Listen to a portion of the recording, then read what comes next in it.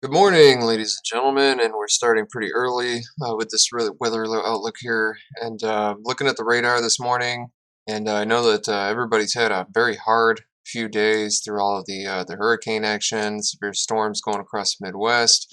And now looking at it, we got some more coming. We got some tropical depressions that are forming over here on the north, or well, rather the east and the west side of Mexico and South America here. These have very low chances of forming as far as tropical storm formation. We're looking at a 20% chance. I mean, it still could form something. Have no idea about like the more details on that. You know what I mean? Until we get some more guidance from the National Hurricane Center. Then off the coast of Africa, then we got another tropical system that is forming here. 20% chance of tropical storm formation within the next 5 days. But as soon as these kind of come whipping across the Atlantic, they can rather pick up pretty quickly, or kind of go halfway through and dissipate. I mean, it's really hard to be able to tell. You can kind of see that formation of the clouds right there. That's probably exactly where it's at. Right here is where they got it. That's where they're marking it at. So you can already see that's already forming quite a bit here. And I don't know if it's gonna. Yeah, they don't have it moving with the movement too much. So you can't really see too much of that. But anyways, all right, so let's look at what's going on in our country today. Really relatively low on the convection scale today. We got some wind risk. We got this associated cold front that's coming in here with some outflow boundary lines. It's coming across the west. Alrighty, so in the Midwest, we're looking around these marginal risk areas here for high and damaging winds and possibly some hail, torrential rainfall, and that's kind of what we're looking at for today. But we're going to look at the next couple days to see if we can get a general outlook of what is coming within the next few days here. So I'm going to go ahead and go to my pages here, and we're going to take a look at what the National Weather Service says. So you can see these kind of dangerous areas right here, and that is that marginal risk that we're talking about, categorical.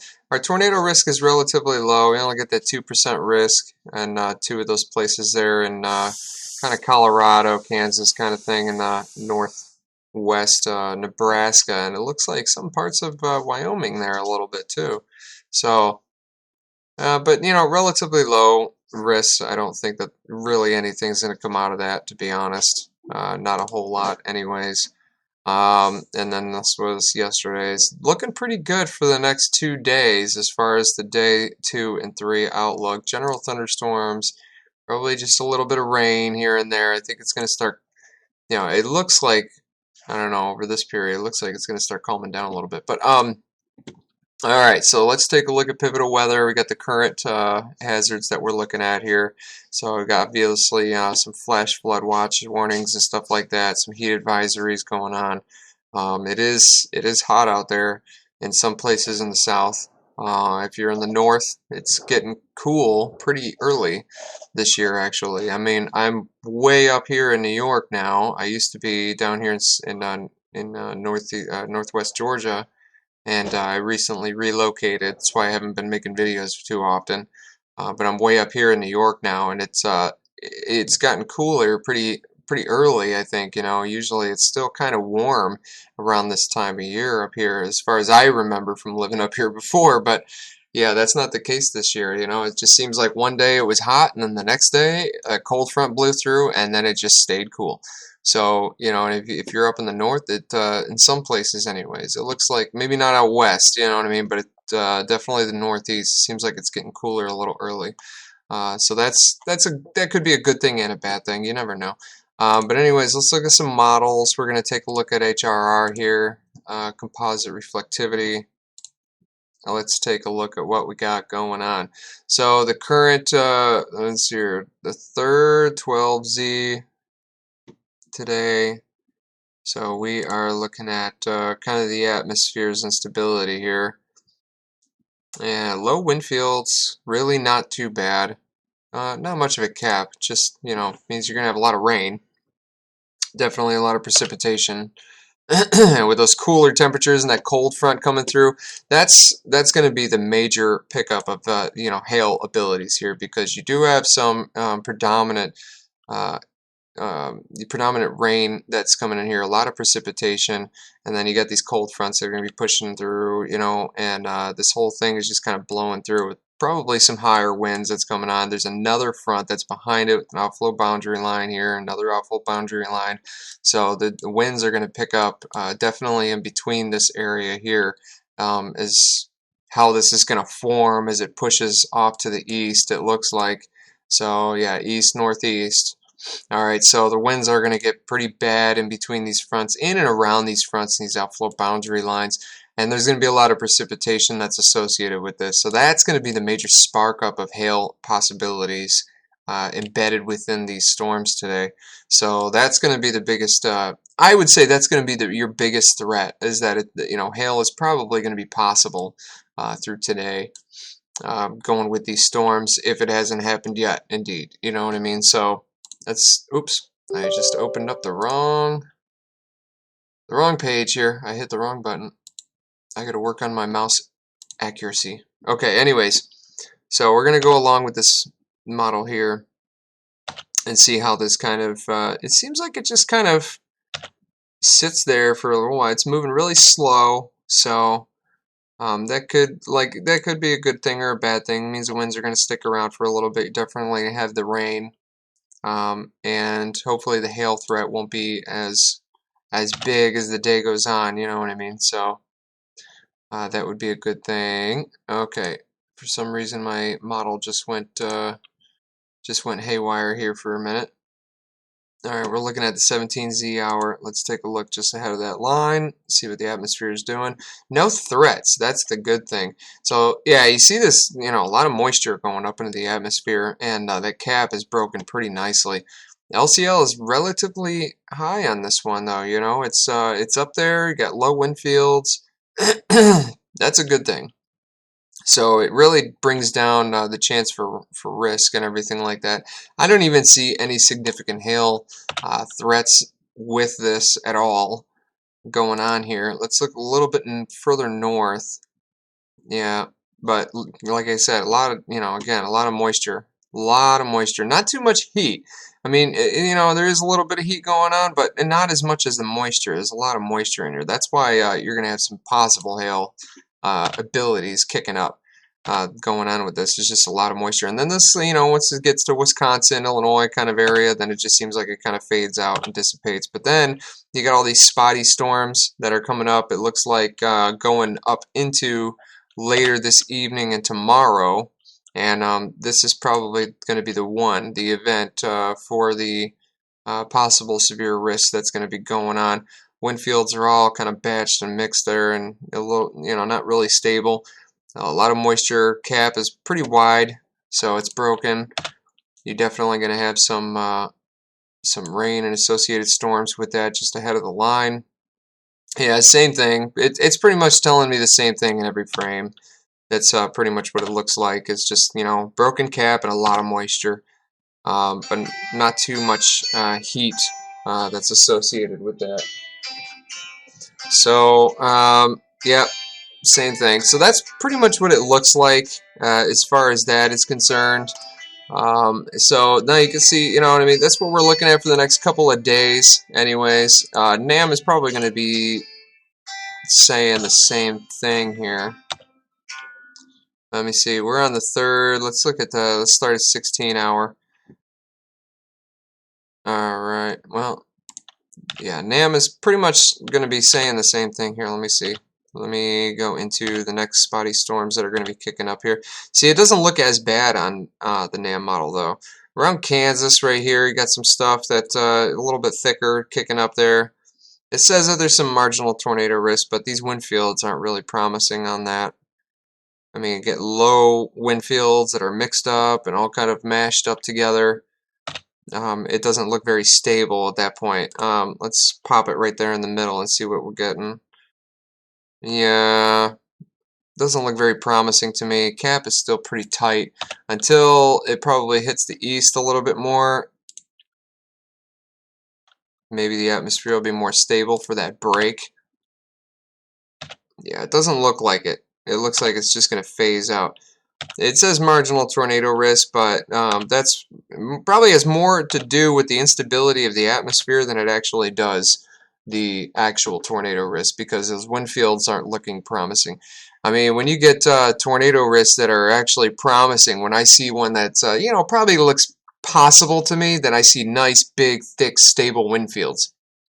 And I mean, I wish I could show you that, you know what I mean, on here, which if you watched any of my other videos on days that we have had tornado risks, then you'd see, you know what I mean, on that scale, when you look at this, all these wind fields, these wind barbs right here, when you get in a nice, look at all that moisture that's going up there, holy jeez.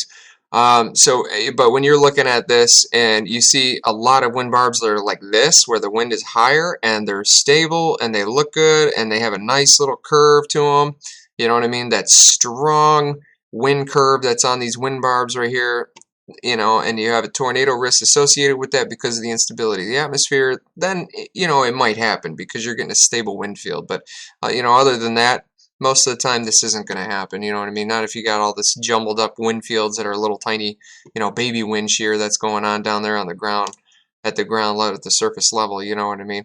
And I mean, the soup mix of the atmosphere's instability has to be all in the pot, you know what I mean, for that to happen. So just because NAM says, marginal tornado risk in this area or that area, you know what I mean? Say this is marginal severe, but a lot of moisture, a lot of breaking cap, just a ton of moisture going up into the atmosphere. That's all it is. But that's this time of year, though. You know what I mean? Now we're getting into the wet, cooler season.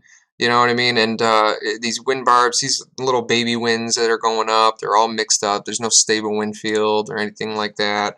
The most that you'd be having to worry about at this time of year really is going to be, the high winds, possibly some hail, and some torrential rainfall, which we have seen torrential rainfall endlessly because of these hurricanes that have been going on, and that is absolutely detrimental. I understand. Everybody is going through a hard time with that, and it's pretty tough. So that's just a little look at what's going on right now. Doesn't look like anything that's really hazardous or life-threatening, so I think that everybody finally gets a little bit of a break. Let's take a look at this site here, see what the atmosphere is doing based on their data here. So you can see those wind fields, or these cold fronts and these outflow boundary lines that are kind of going around here.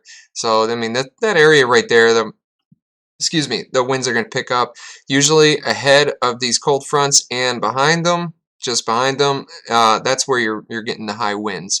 And when there's two of them associated like this, in between here, you can get a lot of high winds from that too as well, from the first one and the wind that's further to the west. When you're in between these two, sometimes winds can pick up a little bit, but always ahead of the cold fronts and behind them, the wind picks up a little bit and then eventually it dies down. It just kind of tapers off. So that's the good thing. But you can look at these dew points. Look at all these dew points, 70s, 60s. You know what I mean? Really high dew points going through the Midwest. And I mean, that's what I'm talking about. A lot of moisture that's being dumped up into the air despite it cooling down, because you're starting to see these lower temperatures now. This is what I'm talking about in the north here. And it's pretty cold up there, So like I said, I'm up in New York here where we've been in the 60s for a couple days. The temperatures are dropping off. So you're getting to that cool and kind of more moist season, all that moisture going up into the air. It can cause instability, but the heat factor is not really there.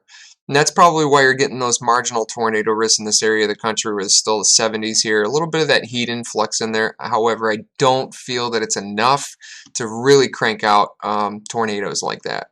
I mean, maybe a baby with a little bit more shear, you know what I mean? Maybe a little baby tornado, you know what I mean? F0, F1 might be possible, stationary, kind of short-lived tornadoes going on, but you know what I mean? That might be possible without a significant storm like a hurricane, or something to really kick it up. I don't really feel confident. I think that everybody's going to be okay as far as that's concerned. Texas and Oklahoma and kind of southern Kansas right there, still a little bit higher in the temperatures, but hopefully that'll be climbing down as the season goes on here. We're getting towards the winter months, the fall and the winter months, so that's good. Yeah, so those dew points and those temperatures are kind of up there a little bit high. You can see the Cape. This is surface-based Cape, 1,000. You know what I mean? That's, it's moderate instability. You know what I mean? It's not terrible. It's not the worst I've seen, but I don't think it's going to be enough for any severe kind of potential. Wind shear, that's that wind shear that's behind that cold front that's right here, around this region right here where these cold fronts are at. And that is that wind shear that's coming up right there behind that second cold front. So you're getting you're getting to see a little bit of that wind shear that's going to be kind of blowing through from the west. Even up here in the northeast, you're getting some wind shear that's up there as well. Moving this way, going up towards Canada. This one, kind of moving east northeast. So bending around there. Surface vorticity levels are not too bad. There's a couple spots where surface vorticity is possible, but a little bit lower on the scale, I would say. It's not, it's not real high. Supercell composite, got some storms going on that's dropping some rainfall and possibly some hail and some high winds, and that's around that point there where you're getting these cold fronts. So that explains a lot. It's not very hard. It's not very high supercell composite. So I think that's all that we're looking at is general thunderstorms, maybe a little bit of that hail risk. So make sure you keep an eye on that. Tornado risk is very, very low. This is good. EHI, moderate levels, but it's just giving those storms a little bit of the energy that it needs to pop out and give some rain and some hail and things like that. And LCL, I mean, it's 750, 500s, but that's not a bad thing. That's okay. But we're getting that. Like I said, we're getting to that time of year where that moisture is really picking up in the atmosphere. It's just kind of going up there. So, but all right, well. I hope everybody has a wonderful day, and that is your weather outlook for the next couple of days. I hope everybody stays safe, stays dry, and enjoy your weekend.